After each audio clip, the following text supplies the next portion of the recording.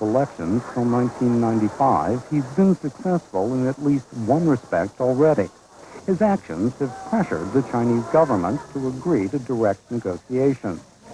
The first round of those talks was held 2 weeks ago in Beijing between representatives of Britain and China, with Hong Kong participating as an official observer. Another round of talks is scheduled later this month. Ironically, Patton was in Washington last week on a mission that at first blush appeared to be counterproductive in light of the negotiations. In the U.S., he campaigned for, not against, MFN, Most Favored Nation trading status for China. Patton argued that if the United States exerts more pressure on China by denying it Most Favored Nation status, China will respond in kind by denying democratic guarantees to Hong Kong. Yet economic pressure is seen by many in Congress and in the administration as the only lever the United States has to expand democratic guarantees in China itself. Since 1990, congressional efforts to attach strong human rights conditions to trade legislation were derailed by President Bush. But this year, things have changed. During the campaign, candidate Clinton accused the president of coddling dictators in China and pledged to support the human rights conditions that Mr. Bush had opposed. But since taking office, President Clinton has softened his rhetoric. We are now making a major contribution to the astonishing revitalization of the Chinese economy, now growing at 10% a year, with the United States buying a huge percentage of those imports. And I say, I want to continue that partnership, but I also think we have a right to expect progress in human rights and democracy as we support that progress. What the President and Congress will do about China's Most Favored Nation status is still an open question. But it's a question that will be decided in the next month. So Patton's visit to Washington came at a crucial moment. His 3 days of talks began at the White House last Monday, and I interviewed him later that day. Thank you, Governor, for joining us. Why do you think the Chinese reacted so strongly against your initial proposals for democratic reform? Overreacted, I think, and spectacularly overreacted. My proposals, which are entirely within the joint declaration, the agreement that Britain and China made about the future for Hong Kong, my proposals are designed to ensure that our elections are credible, to ensure that they're fair rather than fixed. And I think that it's surprising that Chinese leaders should be so worried about that. But I very much hope that in the talks that have started, we'll be able to come to an acceptable solution. I think that's what people in Hong Kong want, and I think that's what the international community, which recognizes that it's a problem between Britain and China, would like to see as well. When you say that they've overreacted, what does that in effect say about the Chinese leadership? Well, I better be careful. In my vocabulary, they've been rather less than careful about what they've said about me. I think it suggests a certain lack of self-confidence, which is surprising because China has moved spectacularly successfully from a pretty grim economic position to one in which they're pursuing increasingly successful market-oriented policies. I don't think they need to show that lack of self-confidence. I think that they can allow Hong Kong that modest degree of autonomy within China, which they've always promised. One of the things which I don't think they understand is the relationship between Hong Kong's way of life, between some of the freedoms and values that you and I would take for granted, and its prosperity. It's the rule of law as well as Chinese entrepreneurialism, which has made Hong Kong so wonderfully successful. When the Chinese talk about Hong Kong's future, they use the slogan, one country, two systems. Yeah. What do they mean by that? Well, we know what we mean, and it's specified in detail in the joint declaration.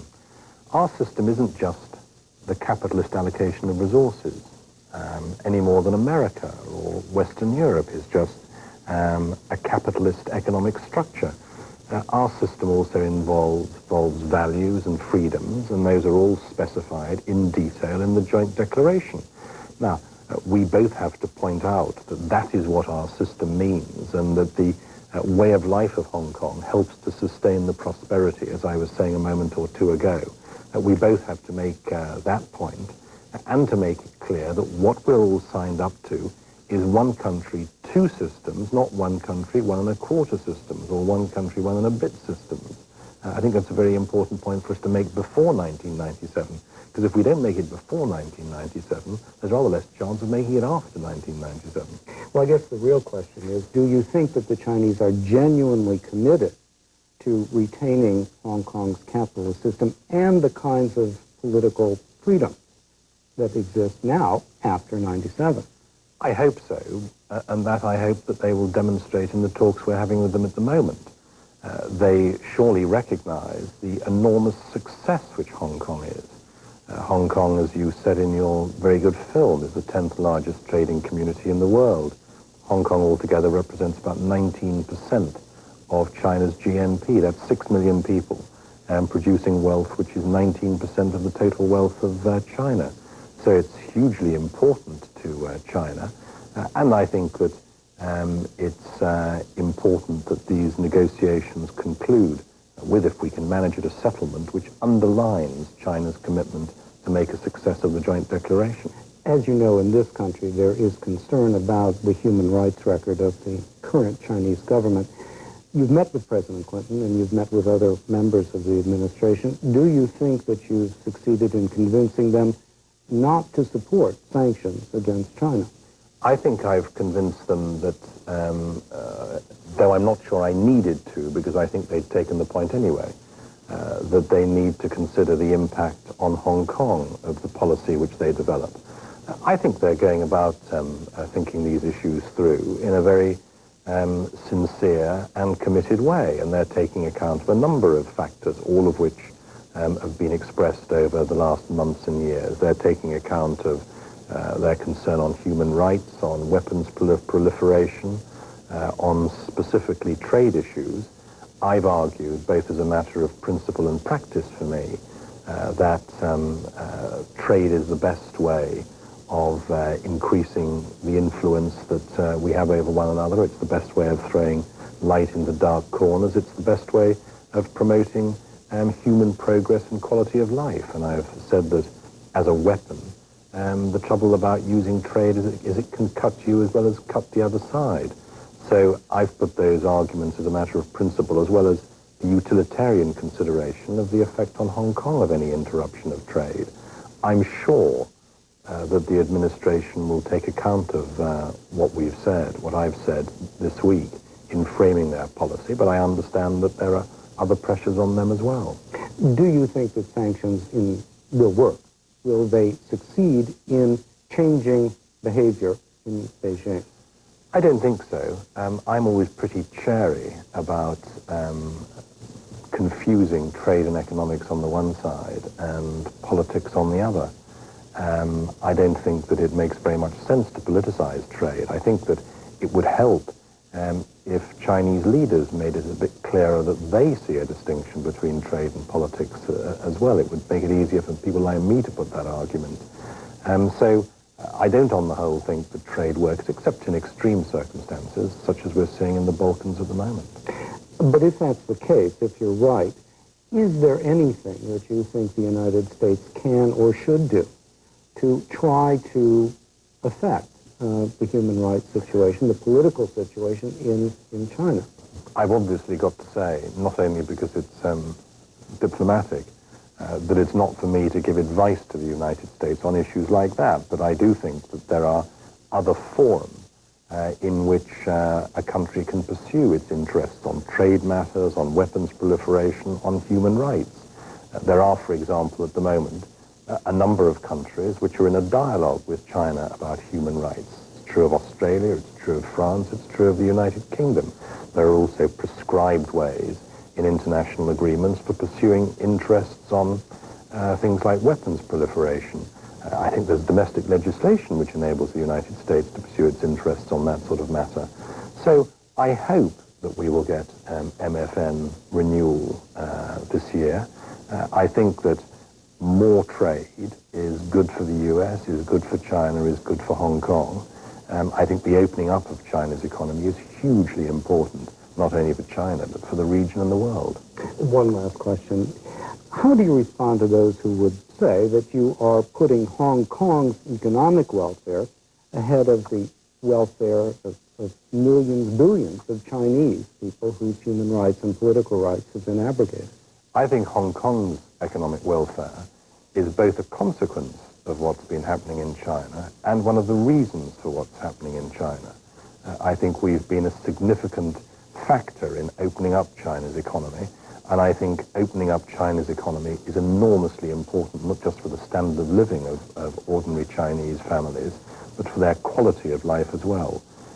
I don't want to become too controversial, but I think economic progress has political and social consequences. And that's what Marxists have always believed in the past. And if there are any still left, that's what they still believe. Governor, thank you very much for joining us. Thank you very much.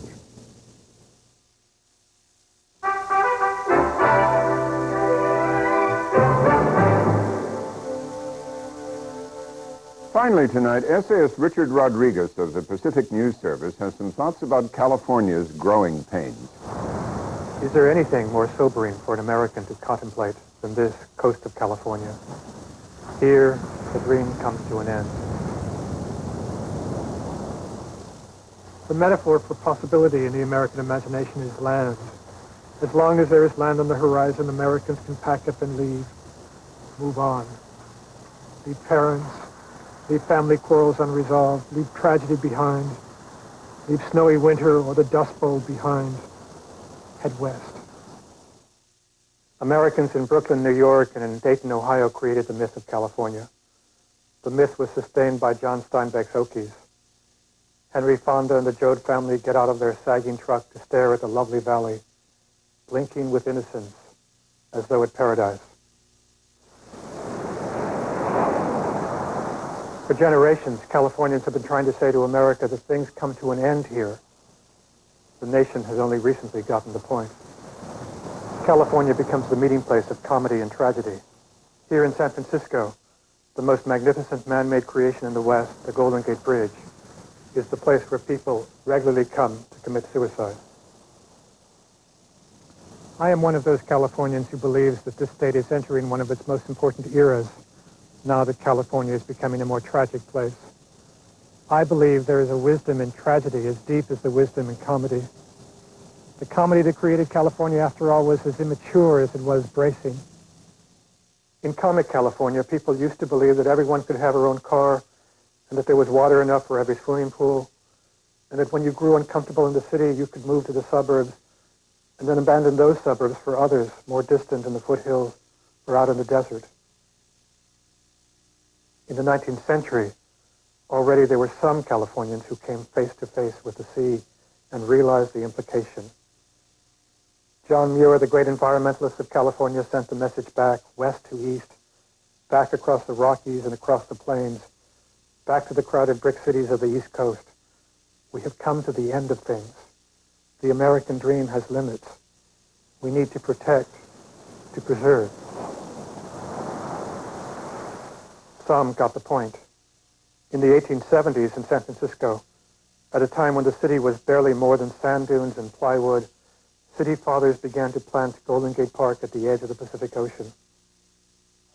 A few weeks ago, Los Angeles opened its first stretch of subway. What Los Angeles knows in 1993 is that there are limits. Even as California becomes a sadder place, it remains the destination for millions of immigrants, many of them from Asia and Latin America. They play the optimist now. The Vietnamese in Anaheim, the Salvadorans in San Jose are going to be the next generation of builders and movie stars and race car drivers. Native-born Californians, on the other hand, tend to be as sour as Greek furies regarding the newcomers. Don't you people realize that there is no more room for you in California? California is already too crowded. But who among the Guatemalans, who among the Chinese newcomers will pay the doomsayer much heed? For the newcomer, California is the beginning of America, not the end. You meet Californians all the time now who say they are leaving. Like flies hitting against glass, they are frustrated that there is no more West. Restless like their ancestors, They're headed now back east to Colorado or Nebraska or north to places like Portland, Oregon. In a few years, they will complain about how crowded Portland, Oregon is becoming. On my most discouraged days, I think California is in for bad times. When comedy meets tragedy, you end up with tragic comedy, like the Los Angeles riots of last spring. The famous Night of Black Rage ended up a consumer festival with Latina grandmothers stealing boxes of Pampers from the busted-up mini-mall. On my happier days, I think some great civilization is forming in California, some new idea of America. I think that in this most cosmopolitan of American states, Californians will confront the racial and social antagonisms of America as few others will have to. Californians are going to have to learn to stare at one another, to acknowledge that we are, after all, neighbors, bodybuilders, movie stars, Crips and Bloods, surfers, environmentalists, drug addicts, Chinese grandmothers. We are all Californians. There is no place to escape. This is the knowledge we share. We are at the edge of the sea. I'm Richard Rodriguez.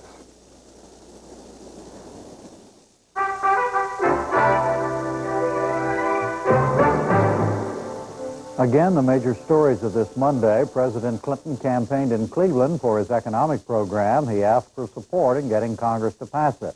And a State Department spokesman said the administration was delaying a final decision on military action against the Serbs in Bosnia. He said some U.S. allies wanted to wait for the results of a Bosnian Serb referendum this weekend. Good night, Robin. Good night, Jim. That's the NewsHour tonight, and we'll see you again tomorrow night. I'm Robert